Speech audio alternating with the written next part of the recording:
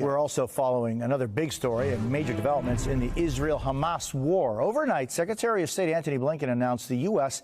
submitted a draft resolution to the UN Security Council calling for an immediate ceasefire in Gaza tied to the release of more hostages. The U.S. has previously vetoed any resolution that called for a pause in the war. Right now, Blinken is in Egypt, where he met with the president there, al-Sisi, before he travels to Israel tomorrow to meet with Israeli officials. Meanwhile, House Speaker Mike Johnson said this morning he is going to invite Israeli Prime Minister Benjamin Netanyahu to deliver an address to a joint session of Congress as new aid packages remain stuck on Capitol Hill.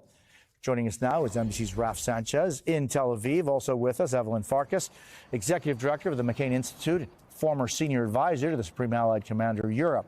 Raf, what more can you tell us about this new U.S.-led resolution?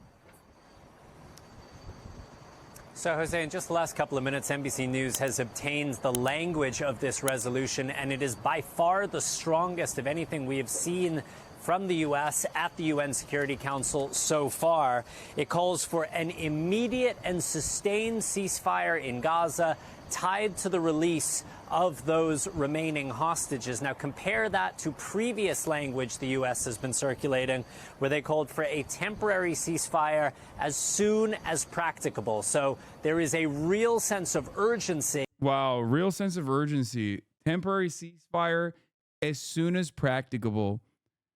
Like, it's like, bro, just say there needs to be a ceasefire. There's a humanitarian crisis occurring in Gaza. It is an ethnic cleansing that is happening, obviously. Okay.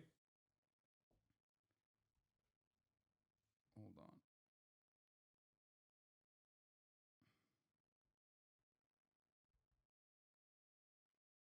Wait. Is there a place?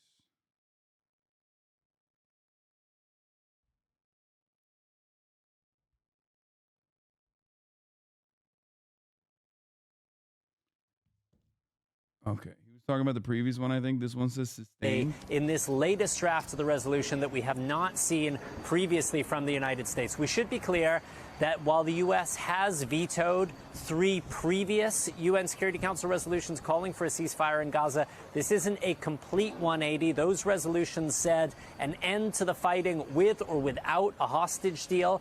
This resolution hinges that ceasefire on a hostage deal coming together from those talks underway right now in Qatar.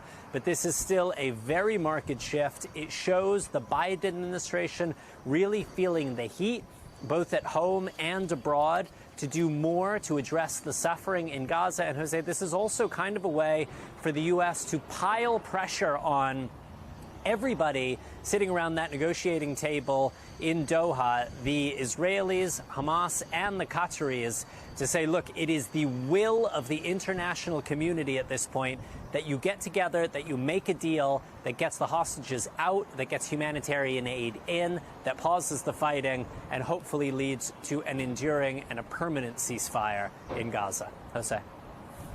Yeah, I mean, Evelyn, the Biden administration has been increasing the pressure on Israel specifically to try and avoid them invading Rafah and push towards a new ceasefire deal. What do you make of the administration's recent messaging here?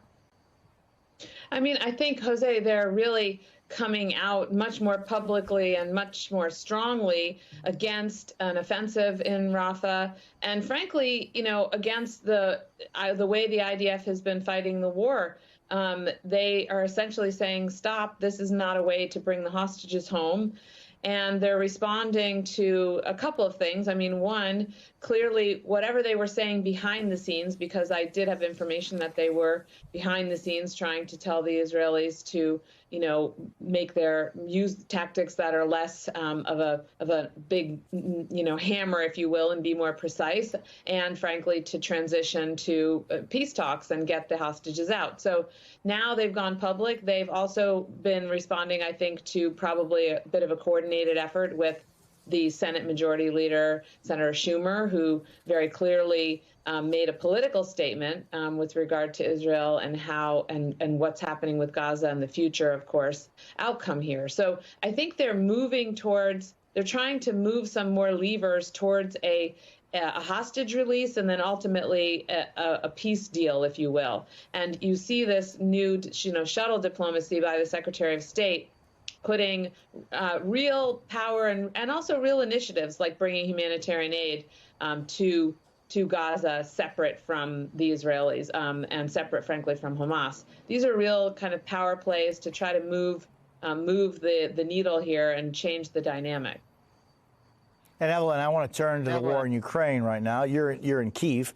This morning, for the first time in 44 days, that city came under attack. What's it like there?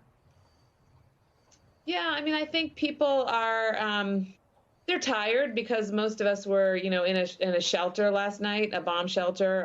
Not everyone has beds in those shelters, so people are tired and they're annoyed. But they also understand that when Russia undertakes this kind of attack, it's because Russia is feeling like it needs to take revenge. And there are a couple things that Russia could be taking revenge for. The Ukrainian forces have taken out a number of Russia's oil refineries.